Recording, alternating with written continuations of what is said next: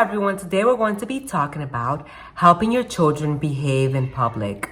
So do you have a hard time with your kids going to play dates, to parks, to outings, to the museums, to the library, and then just not behaving?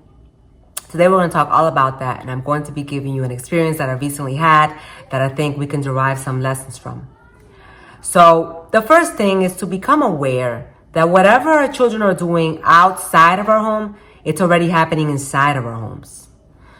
It's nothing new. The thing is that when they're outdoors, when they're in public, their behavior seems to magnify in correlation to how other people are viewing them. So you become much more aware of it.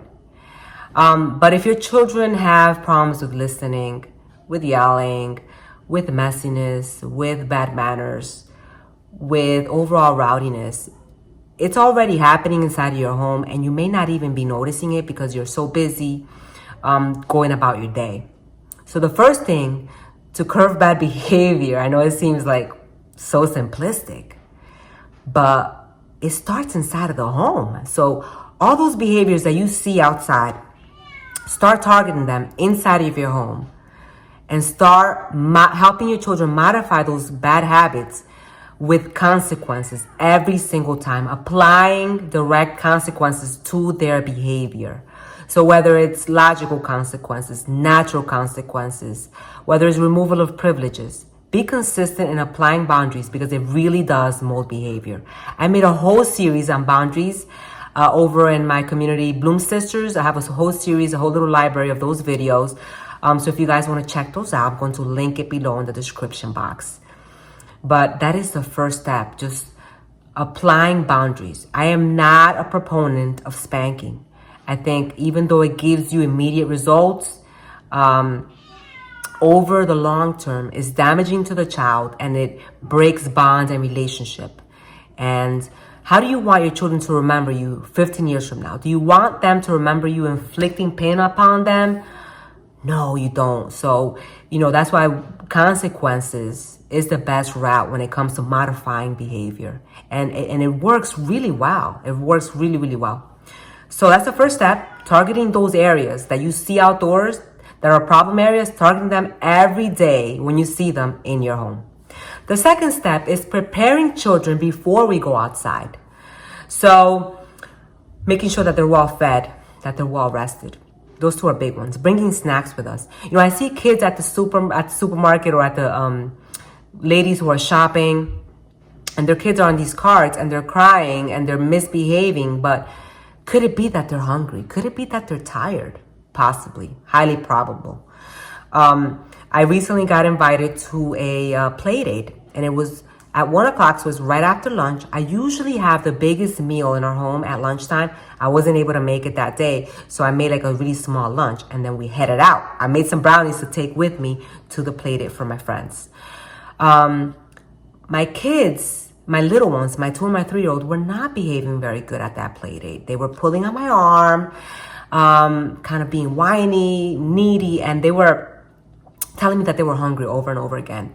And they wanted to basically eat all the brownies that I brought my friends. And it was pretty embarrassing, to say the least, you guys. But that was not the end all of it. Remember how I said that whatever our children are doing inside of our homes, they also do outside of our homes? My little one, my 2-year-old, loves to run around with a diaper in the home. So something with her not wanting to have clothes on, so she just runs around the home with a diaper on. So when we were there, it was pretty hot, and she took her dress off and didn't want to put it on. It was giving me troubles with that. And then my 3-year-old also took his shirt off. And so here I am with two whiny little kids pulling on my arm without shirts on. Pretty embarrassing, right? But again, they should have been well fed before we left. Really full, high protein meal. Because high protein meals really keep them full for a long time. And also, what I did it towards the end of the play date. I pulled them out. It's very important that when your children are misbehaving, that you pull them out, you talk to them. So I pulled them to my van and I said, you have to put your clothes on. You have to put your shirt on. You have to put your dress on. That is not what we're going to do here. You're not going to get out of my van until you put on your clothes, until you put on your shirt. So they did that. I know there was like a little pool event going on, so they wanted to do what the other kids were doing, but to say the least, it was embarrassing. But it's really important to prepare children before you go outside. What is expected of them? What is the behavior that you're expecting of them? So before we go anywhere, I'll tell the kids a little, like we'll talk about it in the car right before we leave. This is what I expect of you. So if we're going over to a friend's house, make sure that you are greeting our friends when we get there. Do not go inside of their bedrooms. Do not touch personal belongings on the wall.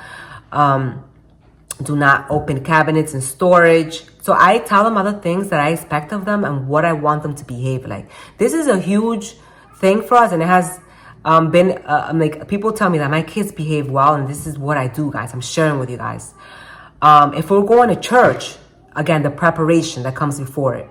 I'm going to talk to my children, okay? I'm going to tell them. There's no talking at church. I just want you guys to know that. If you're going to sit in the pew with us, you're going to whisper. You're not going to get out of the pew, run out of the pew. We're going to sit down and sit still. If I see you misbehaving, I'm going to pull you out. Remember, the pulling out thing works. And I'm going to talk to you. And if I need you to sit down for a little bit, for reflecting on your behavior, I will have you sit out for a while. If we're going to the dentist's office, I will prepare them. Hey, we're going to the dentist. We're going to get a cleaning done. I want you to greet your dentist. Say hello in a nice way. When we're in the waiting room, I want you to not start jumping around, touching things. This is how I expect you to behave. I want you to sit down still. And we might bring some, like a little book for you, put it in a backpack, little toys, whatever you want to bring, you can put in a little backpack. So you see how I'm preparing the child before we go somewhere? If we're going to the zoo or the museum, right? So I'm going to tell them, we're going to be in a museum with a group of friends, and I want you to stay by our side. I don't want you to wander off to your own ways, to your own exhibits. You have to stay by our sides because we don't want you to get lost. But I have seen children take over zoos and museum visits by wandering off or by wanting to go somewhere that the group is not going to. And it's very frustrating for moms. I mean, like let's say a child wants to go to the playground or to like the play space, but your group of friends is looking at the exhibits. You don't want to let your child take over your play date that way, over your field trip that way. You prepare them before you go. We're going to go and we're going to stay with this group of people. We're going to look at the exhibits. We're not going to wander off, and we're not going to go where you want to go. If you want to go to the playground or to the play space, we can go afterwards. Maybe we'll go afterwards. So it's very important that you prepare them. And then when you're there, wherever you are, if you're at the library, if you're at the museum, if you're at the zoo, wherever you are, and you see them misbehave, don't ignore it. I know it's easier to ignore because it's embarrassing, but don't ignore it. You know, pull them out privately, whether to the bathroom, whether to the hallway, wherever it is, and talk to them. Give them a warning and say, you know, this is not acceptable. If you continue, we're going to go home. Or if you continue, you're going to be sitting right here next to me at the library. You're going to be sitting right here next to me at the park. You're not going to be able to play. This is your warning. If they do it again, follow through. Have them sit next to you for a little while. Or go home. There are some times, you guys, that is better to just go home with your kids. If they're not having a good day, if they're really misbehaving, you know, when we have littles, we go through seasons. These are tough seasons. And there are some times that it calls for us to go home. And sometimes it is the most selfless thing to do, to just take your children home. Because you'll be serving them more by leaving, and you'll be serving everyone else too, because no one wants to be around kids that are misbehaving, right? Especially like if you're in a quiet place like a library, read aloud session. If your kid is misbehaving, pull them out or go home with them, because it's the best thing to do at that moment. We all go through these seasons, you guys, and I keep telling myself, like, I'm not over that hump yet. I'm in the trenches. I'm in the hard stuff right now. So I totally understand when I hear your emails and I see what you guys are going through. I'm going through the same things you guys are going through. So really important, you know, again, prepare your children. When you're there and they're misbehaving, pull them out, give them their warning. Whether you have them sit next to you, that's their consequence, or whether you go home. That's another option, you guys. And it's an option that a lot of you guys maybe not think about, but sometimes it's called for to go home. You're teaching them a really big lesson by doing that. And then after our outings, We usually talk about how it went. We'll talk about how did it go at the library, how did it go at the museum. I like to get their feedback, and I also want to get, I want them to have feedback on their behavior as well. We'll talk about, what are some things that you shouldn't have been doing there. If I had kids that misbehaved at a place where we went to, I will have them have a consequence when we get home.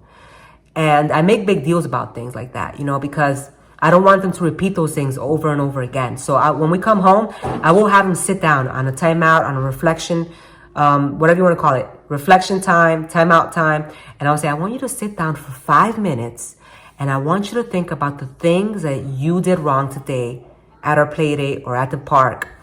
And I want you to tell me when I come back, what are some things you're going to do better next time? Or maybe if they're older, I have them go into the room and think about it. If they're older, I'll even sometimes have them write a page for me, talking about, some of the things that they did wrong and how they're going to be better next time. So it's really important to kind of like prepare them beforehand and also afterwards, because this is how behavior is molded, by continuously, talking about things, giving them consequences. Writing a page is a consequence. Sitting down for a little child on a reflection chair for a little bit is a consequence for them. It's like a stop sign, like, no, I can't do that again. And so that is what I have for you guys for today. Just to recap, prepare your children before you go out. Make sure they're well fed. Talk to them about where you're going to go and what's expected of them. If they misbehave where you are, remember to pull them out. That's an option. I think a lot of people don't think about that option, and they continue to let their children misbehave, but you can absolutely pull them out. And if they continue, just go home, right? And I know that's the hard part. And then the feedback that comes afterwards. I think if you do these 3 things in combination, you're going to see a huge change. And don't forget to continue to observe your child inside of your home, how they are behaving. What are they doing on a daily basis? And, like, for example, like my 2-year-old that doesn't want to wear the dress, like wants to run around with a diaper. No, she's going to be wearing clothes, whether, she's every day, because I know that if she doesn't, she's going to get into that habit. And when we go out, she's going to want to be without clothes as well. So these are the type of things that we want to do. Whatever the kids do inside of our homes, they're going to do outside. It's going to be no different to them. There's no difference in place. They are the same person here and there. I hope you guys have enjoyed the video. If you want to join me on my private community on Bloom Sisters, I'd love to have you guys on there. We're having so much fun with the ladies there. We're learning so much together. I'll see you guys in the next video. Bye-bye.